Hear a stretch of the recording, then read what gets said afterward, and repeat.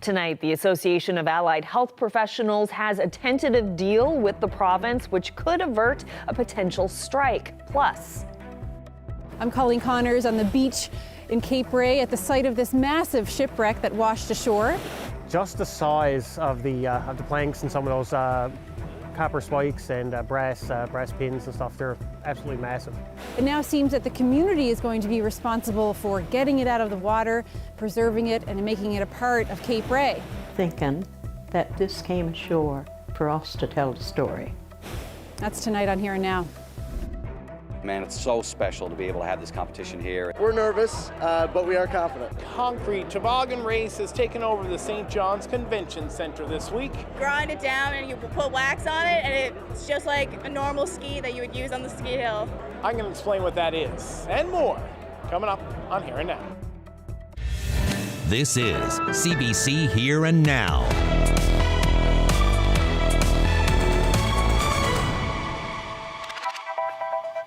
good evening and welcome to Here and Now. A looming healthcare strike has been averted thanks to a tentative deal between the union representing hundreds of allied health professionals and the province. Here and Now's Mark Quinn has more. We're feeling today is a good day. We're pleased with what we've been able to accomplish. There's been significant movement. The deal came as the union said it was hammering out an essential services agreement in preparation for a possible strike. But now Union President Gordon Piercy says the provincial government made the union a better offer. So what has changed is government reached out, and through that we began a communication process. And there was a shift in thinking, and it brought us to a point where we were able to get to this point today. The union, which represents about 800 health professionals, including physiotherapists, pharmacists, and psychologists, walked away from collective bargaining talks in October. And then in January, it abandoned conciliation, with Piercy saying, "We are really far apart." At the time, the union said the central problem was how workers are classified and paid through the province's job evaluation system. The union claims some members are doing work similar to healthcare workers in other unions and making as much as $20,000 less. Meanwhile, the union says it still believes the province needs to review its job evaluation system. Absolutely. We do feel that, and for our members right now, we feel that we have been able to bring them a path to get them to where they need to be with regards to how JES is impacting upon them. The union must now bring the tentative deal to members for ratification. It hopes to have the results of that vote in the coming weeks, and says details of the deal will be released after that. Mark Quinn, CBC News, St. John's.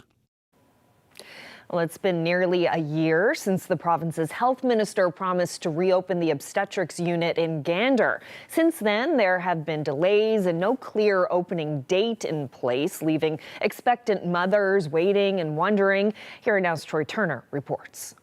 NL Health Service says it's getting close, but won't commit to a date for reopening Gander's obstetrics unit. And I know everybody is anxious, and nobody more so than we are at NLHS. We know the people in Gander and the surrounding area have been waiting a long time. And there's been a ton of work done really in the last year, almost a year, to get us up and running. We're very close to being able to announce a date. But very close is not close enough for the people pushing for the unit. Less than a year ago, about 100 people showed up to a rally in support of the unit. We've been giving multiple dates or different time periods, so it's getting difficult to kind of trust the word of what people are telling us. It's super frustrating because we're a voice for women in this region who, don't have a strong voice or can't do it themselves. So we're fighting for these women, and they are left in the dark as well. This week, the Citizens Health Action Group released a statement updating people on the progress. We are cautiously optimistic with what's going to happen here. We fingers crossed that things go well and that we'll be able to fully open. That's all we can really do. We have to see what time will tell. It's not just the Health Action Group who are desperate for a local obstetrics unit. Got to be frustrating and disappointing for the women and unborn children and newborns in the northeast portion of central Newfoundland who are now enduring their third consecutive winter of no access to obstetric services in Gander, which means for many of them, up to a 3.5 hour drive to get to the nearest place you can deliver your baby once you go into labor. Health Minister Tom Osborne promised in October that the unit would be open by the end of fall. That didn't happen. Then, NL Health Service said it would open early in the new year, but refused to elaborate.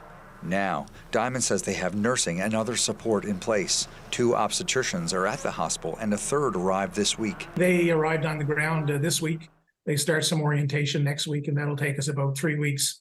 And when we get through that, then we'll have 3 of our 4 positions filled.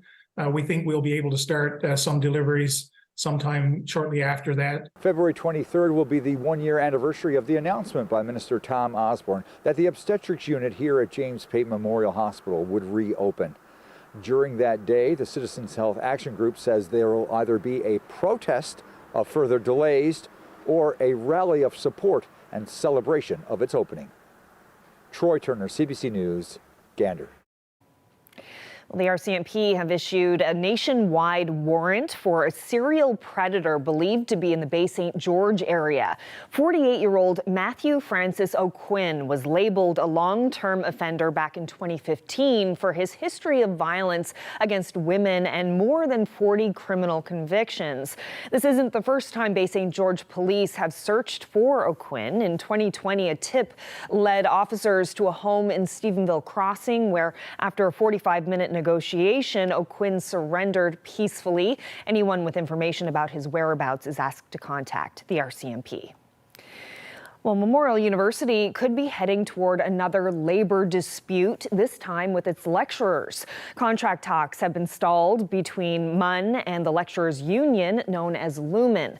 Just last year, the university's faculty union, MUNFA, went on strike for 2 weeks. Lumen's contract expired in August of 2020. The union says it applied for a conciliation a year ago, and teams have been negotiating for 10 months.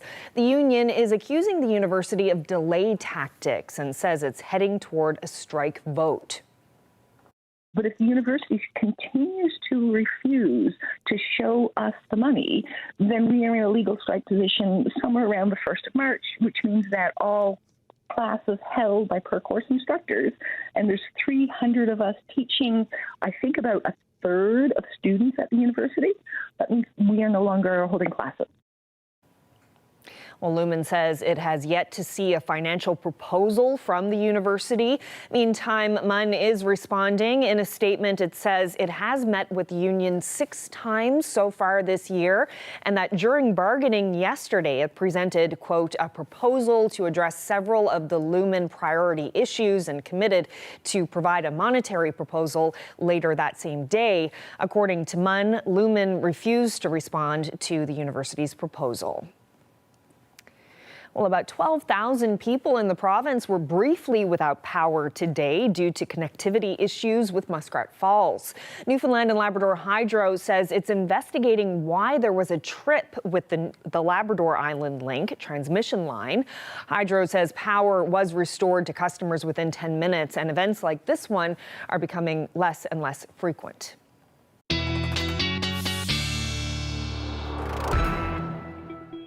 Another quiet day out there today, thanks to a nice big ridge of high pressure just to the south now. But we still do have an area of low pressure to the south of us anyway, and that is keeping us in that onshore flow. So we're on day 3, I think, of some potential for freezing drizzle or flurries. But for the most part, we've got temperatures that are relatively mild across the island, especially up across Labrador. But we do have things changing on the snow event as we head through the weekend, thanks to an area of low pressure that is going to bring some snow to parts of Labrador in that time frame. So our temperatures really haven't moved a whole lot across the island, within a degree or 2, but up across Labrador, those temperatures are warmer today, anywhere from 2 to about 6 or even 9 degrees warmer than where you were sitting yesterday. And if we take a look at what's happening outside, we still have that flurry activity, but generally light winds. We're looking at those winds around 24 kilometers per hour. The light winds are going to continue through the weekend, but like I said, we do have some snow. We'll talk about that when I come back. Thanks, Ashley. Well, a community on the southwest coast is fighting to preserve a shipwreck that was uncovered last month. It sits just beneath the water along the shore of Cape Ray and has captured international attention. The wreck has been deemed insignificant by experts and government, but people in the community see something special. Here Now's Colleen Connors has more from Cape Ray. This massive shipwreck came ashore late last month. Big black planks sticking out of the water. To the head of this small town, these bobbing planks mean so much. Because right now we're thinking that this came ashore for us to tell the story. Experts investigated and deemed this vessel as not historically significant, to them at least. It's one of hundreds of boats around this coast, and it doesn't look like the provincial government will step in to take over the site.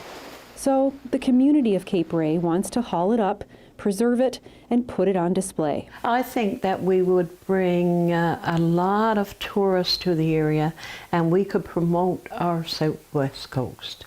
And like all of the businesses would boom and give them that boost they need, because right now when Marine Atlantic brings the crowd, they're heading to the highway. But with this, stay at home. Just the size of the planks and some of those copper spikes and brass pins and stuff, they're absolutely massive. This diver has never seen a vessel this large. The copper spikes weigh 8 pounds each. So you're going to take them all out? I'm going to take the loose ones out just to keep scavengers from running off with them. There's already a bunch missing. Croft, along with Osmond, are trying to raise money to hire a contractor with heavy equipment to pull this thing out of the water. Today, they took out the measuring tape. The upside-down boat is 111 feet long, 27 feet wide. The divers believe it can be brought to shore in one piece. Our GoFundMe goal right now is $50,000. Our main goal is just to get it up here past these rails and covered in a couple of tarps to keep people from looting the wreck and keep it out of the weather. So that's our first and foremost, because after that we can fundraise again to get it moved and then start the preservation process. The shipwreck has gained worldwide attention because of this local photographer's drone footage. He rushed down to the beach on a snowmobile last week to capture pictures of the epic ship from the air. He hopes government will come through with money to turn this into a historical attraction. Southwest Coast was known for the fishery and shipping, and that's what brought people here.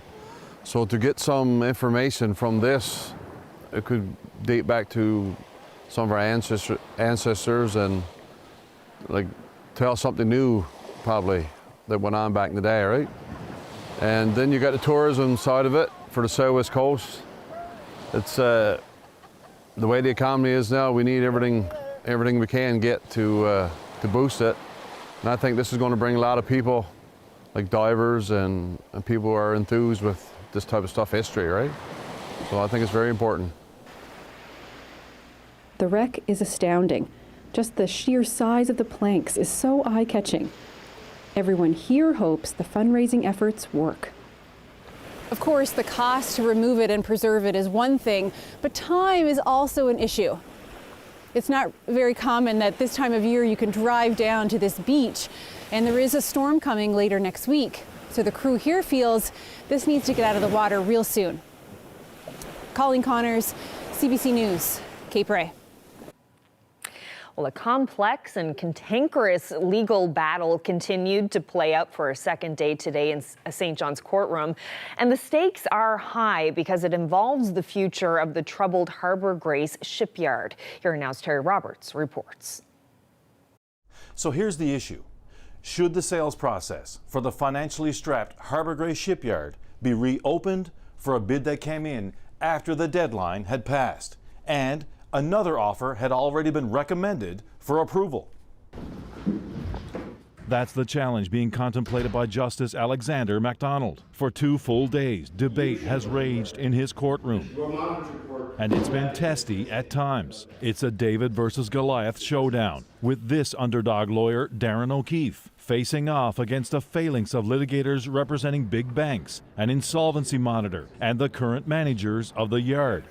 This was supposed to be a quick deal, an hour-long hearing on Thursday morning, with Justice MacDonald widely expected to sign off on a sale of this yard to a well-known fishing industry leader, Blaine Sullivan, Sullivan is promising to invest into the yard, one of the biggest in Atlantic Canada, and preserve the dozens of jobs.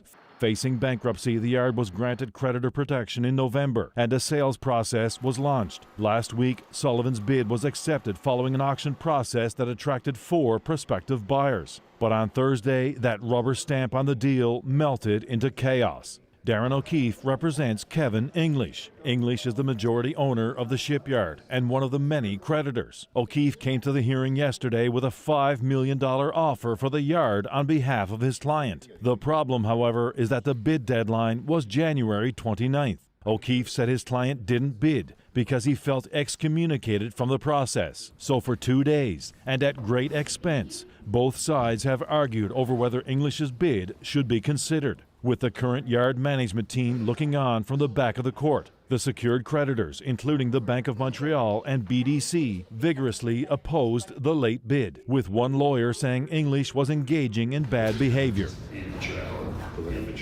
So did the lawyers for PwC Canada, the court-appointed insolvency monitor, saying English had plenty of time to engage in the auction and that the sales process was fair and open. Though the bidding process is supposed to be secret, Darren O'Keefe suggested the bid by Kevin English was 20% higher than the bid by Blaine Sullivan.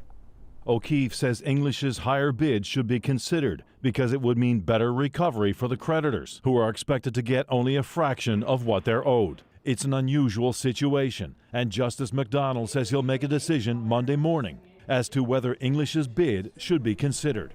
As for Blaine Sullivan, he tells me he'll wait and see how this legal battle plays out. But he worries any delay now will not be good for the future of the shipyard. Terry Roberts, CBC News, St. John's. Well, emergency medical services workers gathered in Gander today to talk about the future of ambulance services across the province. About 70 workers were there. The government is spending $9 million to consolidate 60 separate ambulance services into a single system with centralized dispatch. The health minister has said he doesn't know what role private operators will play in that system. The government issued an RFP in December looking for a company to design and operate the new service. NAPE represents more than 450 EMS workers across the province. The union says they want to make sure there's consistency in the new system. What it should look like is whether you're an EMS in a uniform in Arbor-Britton or an EMS personnel in St. Anthony or St. John's, you are one and the same. That there's no differential on things even like pay or the recognition or the services that you can provide. If there's a skill that can be delivered in St. John's, it's a skill that should be delivered. And that's what our members that we see is that system now where they won't be managed from a corner of a desk or somebody driven by profit. They will be managed now to deliver what is best for Newfoundlanders and Labradorans. Well, all 3 levels of government are spending more than $4 million to open a new social enterprise hub at Choices for Youth in St. John's. The money will be going to renovating an empty building on Lamarchant Road. Government says the new building will be a space where up to 100 young people a year can develop workplace skills. This is going to be an incredibly vibrant space. I mean, I know the existing social enterprise hub, temporary space, about 6,000 square feet that we've been operating for the last 5 years. It is a hub of activity. It's vibrant, ideas are going everywhere, young people are getting what they need. So you imagine, something 3 times that. It's going to be vibrant, it's going to be ideas all the time, new ideas, existing support structures for young people. So it's going to be, you walk in, you will be able to feel the energy in this place when it's done. For the first time, the Great Northern Concrete Toboggan Race is being held in Newfoundland and Labrador. For 50 years, university engineering students across the country have put their creativity to the test to construct a makeshift bobsled with concrete skis. Well, today, hundreds of future engineers showed off their hard work before putting their creations to the test tomorrow at White Hills in Clarenville. Great Northern Concrete Toboggan Race. It's actually Canada's oldest and largest national engineering student design competition. So it happens annually every year across the country at a different host city every year. We went through the application process about a year ago. We beat out a couple other big universities, actually University of Toronto and Western University, and we won the opportunity to bring the competition here for the first time it's ever been in Atlantic Canada. So it's a design competition, so teams have to design a custom-built concrete toboggan. So it basically looks like a bobsled structure like you'd see, and where like a vehicle would have tires, the bobsled instead has concrete skis. So there's 4 concrete skis, and that's what makes the connection with the snow. Then every toboggan also has a safety roll cage. You have to have room for 5 riders to sit inside it, and it has to have a full steering and braking system. Ever since last competition, we've been plotting ideas, and like some of them didn't actually evolve into anything, but we have our toboggan here behind us, so it's been pretty much a year in the making. I got to go down last year. I sat at the very back of the toboggan, so I got all the snow drift coming up behind me, but it's like exhilarating. I don't even know how to explain it. You see everybody at the bottom of the hill, and everybody's cheering you on. Everybody in the toboggan is like cheering. It's exciting, it's static, it's a good time. We're nervous, but we are confident. So we came 3rd place last year, so we're hoping to do that or better this year, hopefully. This is probably my favorite part of being in the engineering program at MOM, honestly. You get to meet so many people from all across Canada, work together as a team. Like it's the epitome of engineering, working together as a team. It makes it all worth it. It's something that you can focus all of your learning into and actually utilize everything you use in classes and everything like that to put it towards something that's fun and exciting and innovative. And you get to make so many friends and you learn so many new things. It is definitely one of the highlights of my university career. It zips off. So special to be able to have this competition here and introduce everybody to St. John's, and the team has been amazing. All throughout the process, anytime anyone does something, we always throw out the saying, teamwork makes the dream work, and that is 100% what's been going on the last year as we built this together. Well, the hill officially opened today. Decent day. Tomorrow doesn't look too bad either. We're still going to hang on to some of these mild temperatures, though. We'll talk all about that when I come back.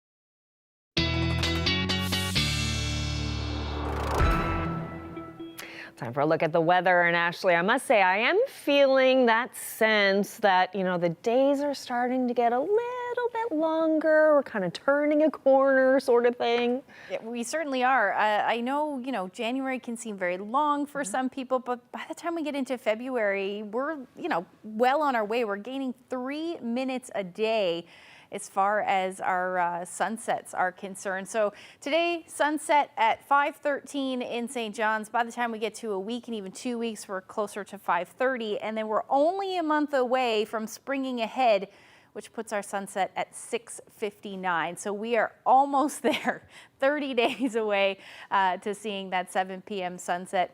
But, the days are certainly feeling very spring-like up across portions of Labrador. 1 degree in Cartwright today. Same thing in Lab City.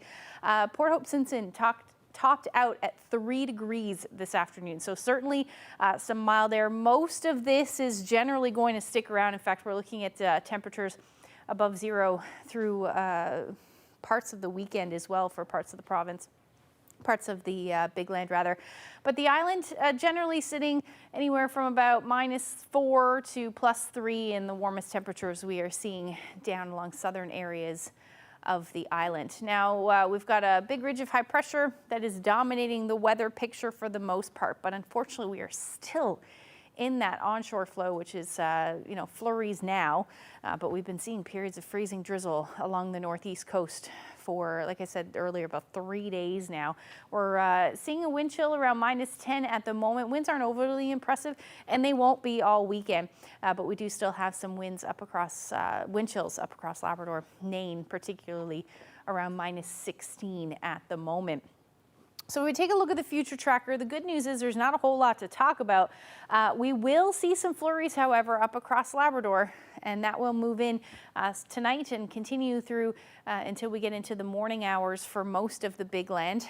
Across the island, other than some flurries or freezing drizzle, we are looking at temperatures dipping tonight. So down to about -15 in Grand Falls, Windsor. Again, those winds generally light, so we won't be talking about too much of a wind chill, but with those temperatures, it is certainly still going to be chilly. And then up across Labrador, a wide range of temperatures, generally -single digits, but -teens up across northern portions of Labrador. Taking a look at what's going to happen as we head into your Saturday, that snow will continue up across Labrador. The chance really across the board. We may see a few flurries in the morning, especially for the west coast. On Saturday, some peaks of sun for central and eastern portions of the island. As the day goes on, we'll see a bit of a shift.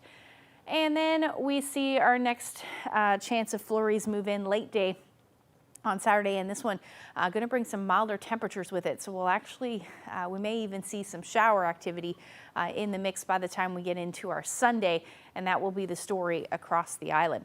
As far as snowfall amounts go, nothing too significant, but still adding to some snowfall totals up across Labrador. Anywhere from 5 to 10 centimeters is possible. And then as far as the island is concerned, generally light, but we could see some pockets of about 2 to 5 centimeters with that snow on Sunday. Our daytime highs tomorrow around -2 or -3, maybe a little warmer for the Burin Peninsula. Beautiful day, 2 degrees with some sunshine. As you head towards central, you may be seeing those temperatures between -1 and -3. And again, some peaks of sun in the afternoon, hovering around the 0 degree mark, maybe a degree above as you head towards the west coast and the northern peninsula. A little cooler than that, but we're still going to stay in and around the 0 degree mark or a bit below across Labrador. But again, with that snow and winds generally light around 20 kilometers per hour. The coldest temperatures at this point will be for Nain. You'll sit around -8. And like I said, that snow will continue through the weekend. We're looking ahead to the middle of next week where there is the potential for some weather. We'll talk a little bit about that when I come back. I've had the privilege of interviewing Sheila O'Leary many times in her capacity as Deputy Mayor, but tonight, first, I'm going to talk to her about her art and an exhibit that's opening tonight here at the Rooms.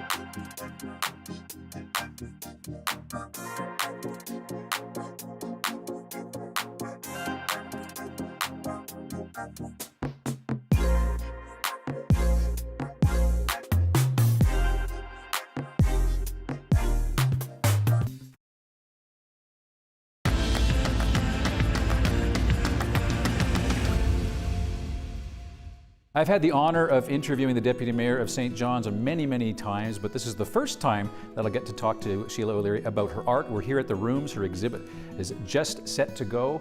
It's called A Sea Change. Behind her is her mother. Can you tell me about your mom and what prompted this work? Well, my mom was French Mi'kmaq. She's passed on now, but she came from the west coast of the island and was just a truly beautiful woman.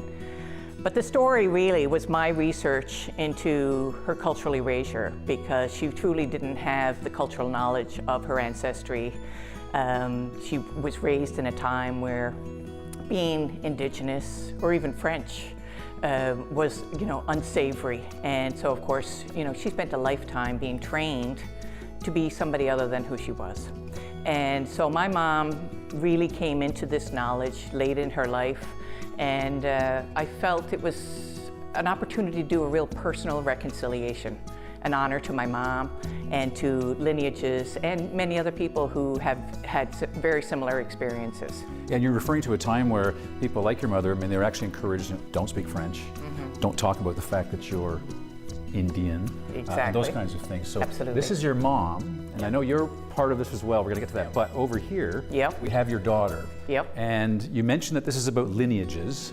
So tell me about the lineage and the link between your mom, through you, to this lovely woman behind us, your daughter. Well, I used 3 generations of women to explore this concept, because we know that there are impacts that happen not only with individuals, they happen through families. And for women, this whole exhibition is all about water. It's about the ocean. It's about our connection to nature and to the sea.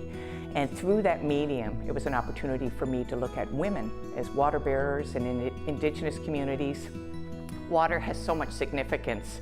And so the three generations of women was the opportunity for me to explore this concept.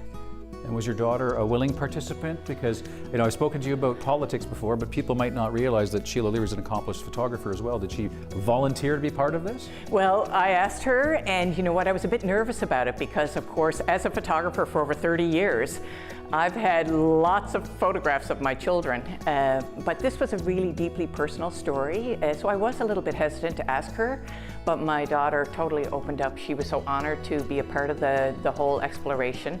It wasn't easy to go back into this deep history, and she was such a willing participant, and as you can see, it's just, so beautiful to see it manifested in our children. Not exactly a neutral comment from a photographer whose subject is her daughter, but okay, so that's your mom, your daughter. Now let's come back here and we'll talk about you, because this is where it gets very personal. And now here you are. Are you the linchpin in all this between your daughter and your mom? You mentioned lineage, so explain this to me. Well, absolutely, and I love the idea of threes, right? Working in systems of threes, but obviously I'm the one telling the story. It's not my story necessarily, but it is my story. And so really it's about giving homage to my mother, but it's all about futures. It's all about all mothers. It's all about the people who have suffered this kind of cultural erasure. And for me, to place myself in it, to completely embody myself in the work is really, I think, important as the artist who's bringing it forward. Now, the name of the exhibit, which is here at the Rooms, is A Sea Change. What's the change that this exhibit is about, or that you hope that it's about? It's about people understanding the multiplicity of our identities, respect for Indigenous communities. There's such an opportunity for us to turn this around. Reconciliation we hear about all the time. Well, this is one very personal story about reconciliation. I really believe that people can come together and treat each other with respect, and I think in this day and age where there's so much turmoil happening, it's really important that each and every one of us look at that. Well, I have to say, I've had the luxury of interviewing you a number of times about politics. I think this is the first time I've talked to you about your art and your photography. It's been a real pleasure. Thank you very much. Thank you. I really appreciate it. Well, Sheila O'Leary's exhibit, A Sea Change, is having its grand opening tonight at the Rooms in St. John's. That event is free to the public and starts at 7 o'clock. The exhibit will be on display on the 3rd floor of the Rooms until April 28th.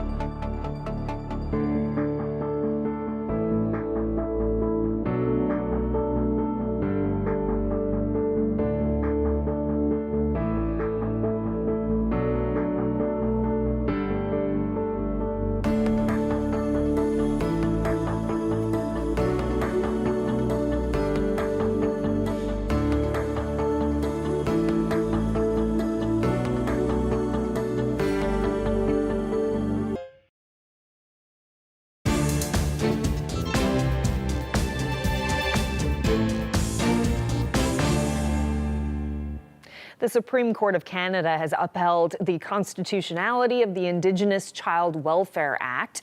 The decision ends a Quebec challenge that claimed parts of the act interfered with areas of provincial jurisdiction. For First Nations, Métis and Inuit peoples, governments have always inserted themselves between First Nations, Métis and Inuit children and their families and communities. This decision is giving a lesser role for the provincial and territorial and federal governments, but they don't get off the hook. They have to support First Nations, Métis and Inuit peoples in caring for those children and young people. In a unanimous decision, the court upheld the law in its entirety, affirming that First Nations peoples have sole authority over the protection of their children. Bill C-92 became law in 2019. It affirms Indigenous nations have jurisdiction over child and family services and outlines national minimum standards of care. Now, Indigenous leaders spoke about the decision in Ottawa today. Among them was Inuit Tapiriit Kanatami President Nathan Obed. Obed, who is from Nain, talked about the significance of the decision. We will use the Supreme Court ruling to ensure that we do this in the most expedient way possible, that we have the resources and the space to be able to make constructive arrangements, and that we will not be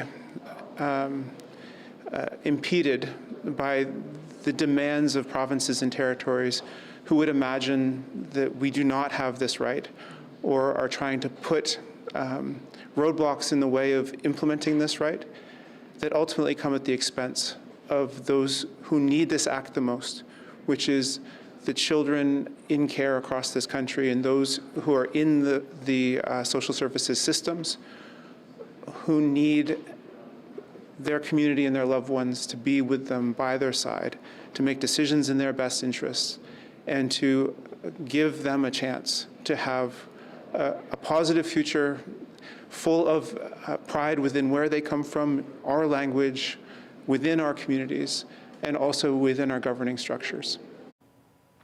Well, back here in the province, Memorial University's School of Music held the ultimate jam session earlier this week. More than 200 students from various schools came together under the guidance of conductor Mark David with the Newfoundland Symphony Orchestra. The CBC's Daryl Roberts was there. Have a listen.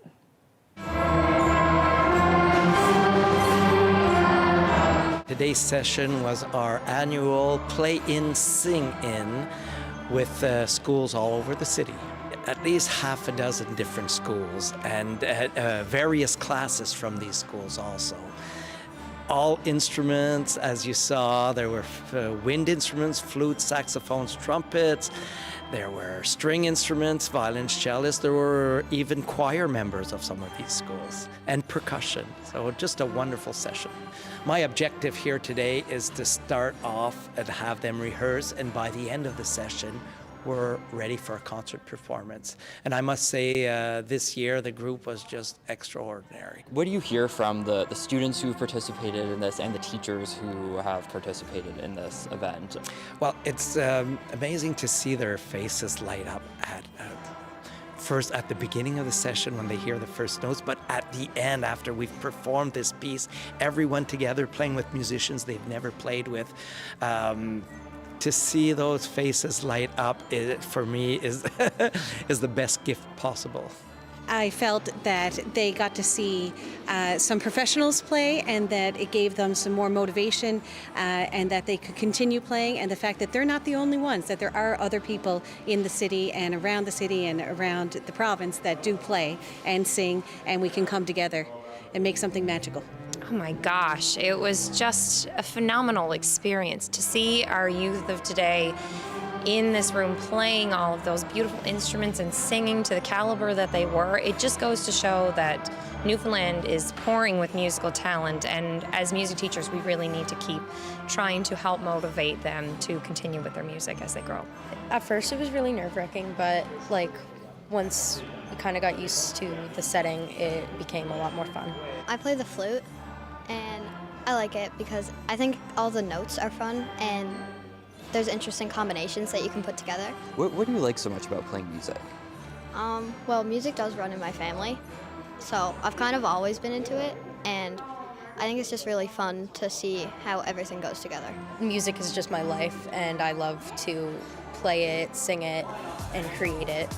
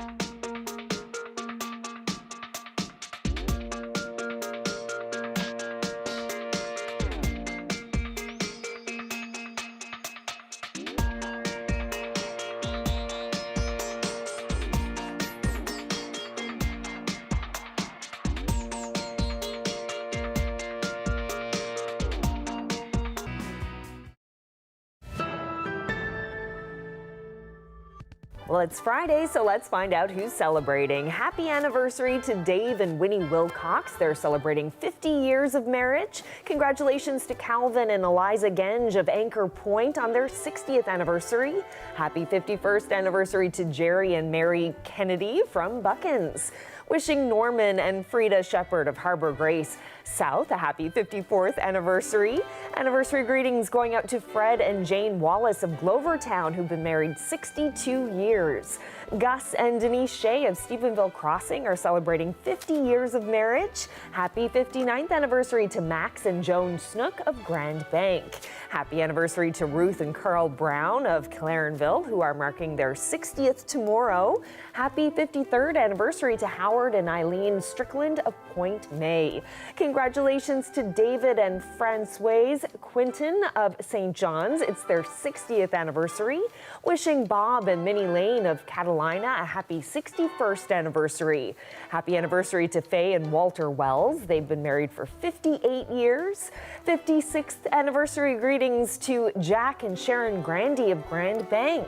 Happy 50th anniversary to Dorothy and Ed Locke in St. John's. Best wishes to Nancy and Ivan Chambers of Labrador City, who are marking 51 years together today.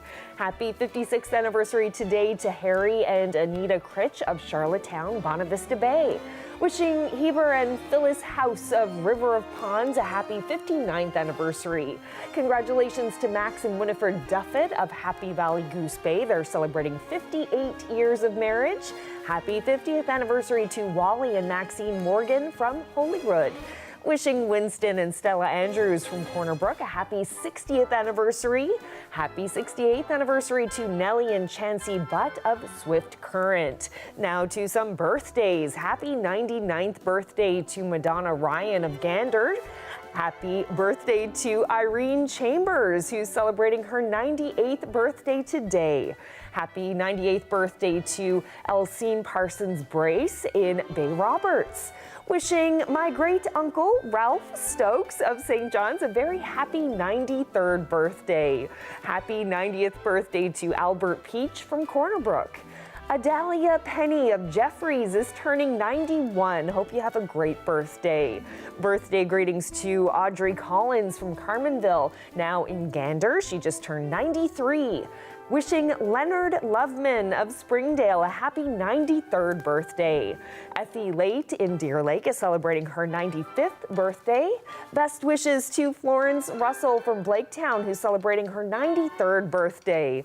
Happy 90th birthday to Bernice Wells of Badgers Key, now in Mount Pearl. Happy 91st birthday to Richard Louvel from Labrador City.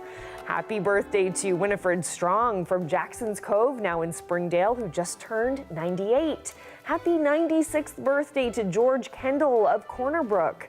Rose Whiteway from Lewisport is celebrating her 94th birthday. Wishing Clarence Cole a happy 90th birthday.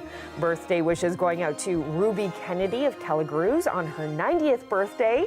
Happy 98th birthday today to William Caravan of Grand Falls, Windsor. 90th birthday greetings to Muriel Faulkner of Carbonear, now in Gander. And happy 101st birthday to Maud Goss of St. David's. Another fine crowd. Congratulations once again. Well, it's a big weekend for birthdays and anniversaries, but also a big weekend for sports fans. Have a look at this. It's coming. It's adorable. It's worth the wait. Let the puppy bowl begin. Oh my goodness. Yeah, Team Rough will take on Team Fluff in the cutest game of the year. The 20th anniversary of the Puppy Bowl is happening ahead of the Super Bowl on Sunday. Yes, it's the NFL's biggest game of the year, the Super Bowl that is, but honestly, this is the matchup I'm kind of most interested in. 131 playful pups from more than 70 shelters across the U.S. are taking part. Yeah, and the aim of this game is to encourage more pet adoptions. Oh, I could take every single one of them home with me. No problem. You can easily tell who the quarterbacks are. Yeah. If I could have all the puppies, I would have all of them. Yep. I would too. Well, I'm looking forward to that game now. That's exciting. Yeah, it's going to be a fun weekend. A lot of people going to be watching the Super Bowl, not necessarily for the sports, but a lot of talk about Taylor Swift and all that. And Usher. Yes, and Usher. Yep, should be interesting. All right, so let's talk about the weather. How are we looking in the long range? You've been mentioning like you're keeping an eye on a potential system coming through. So still keeping an eye on it. No, I don't have really any updates, no snowfall amounts or anything because we are very, we're pretty far away. But there's a potential. Let's just say that. Let's take a look at the weekend forecast. There is not a whole lot going on, significant weather anyway. Up across Labrador, you're going to see some snow Saturday and into Sunday. About 5 to 10 centimeters is certainly possible. But for Sunday across the island, we're going to see some milder temperatures. And this means we will likely see some shower activity across the island as well. So that will be the story through Sunday. Our temperatures will generally be sitting a couple of degrees above zero, anywhere from 2 to 4 degrees for most. A little cooler for the northern peninsula. You'll likely see some flurries from this one. Same thing along the strait, and then again up across Labrador, where temperatures will be relatively mild, +1 in Happy Valley Goose Bay. Same thing in Cartwright. And otherwise, temperatures to the north and the west will still be sitting in the minus single digits. Now, as we look ahead to Monday, this area of low pressure still pretty much affecting us. We'll continue to see that chance of showers or flurries lingering through at least the first half of the day along the northeast coast. And then for Labrador, still some flurry activity or light snow. So we'll likely see a couple more centimeters tacked on to that 5 to 10 in the beginning of next week. But as far as accumulations go across the island, really nothing super significant. Again, maybe pockets of 2 to 5 centimeters, certainly possible. Daytime highs are still going to stay above zero for most anyway, 1, 2 degrees. A little cooler for the northern peninsula and then as well as the southwestern portion of the island where even some sunshine could peek out through the day. Some temperatures will be a bit cooler in the west by the time we look ahead to Monday, and then mild for northern Labrador rather, where you will hover around the 0 degree mark. So that potential for some weather will be happening, or could happen, I should say, Tuesday, Wednesday timeframe. At this point, keeping a snowy solution, but there is the potential to see some rain in the mix. Again, a lot of details to iron out here, but just keep that in mind if you do have any plans for the middle of next week. But our temperatures at this point looking like they'll be around zero, within a couple of degrees here and there. And then for Central, similar as far as the forecast is concerned. In fact, potentials for some snow on Tuesday, Wednesday some sunshine. It looks like at this point, again, that's if we see a bit of a miss. And our overnight lows will start to dip by the time we get into Tuesday and Wednesday as well. And then for eastern Labrador, you are looking gray and snowy, but temperatures will be mild, but a little cooler in the west with dipping into the minus double digits. Now, speaking of Labrador, this is a beautiful sun pillar outside of Rigolette there. Melva captured this great shot. Thank you for that. And if you have any weather photos that you would like to share with us, you can send them to my Facebook page, but the best place is to email them to nlphotos@cbc.ca. it almost looks like the light is hitting water. It You know, does, like the sky yes. is water. The clouds definitely do. Gorgeous shot. Thank you so much. shot. Love getting pics from that area too. Very nice. Thank you so much. All right. Well, that is it for us on this Friday evening. Thank you so much for spending part of your night with us, and hope you have a great weekend. Good night.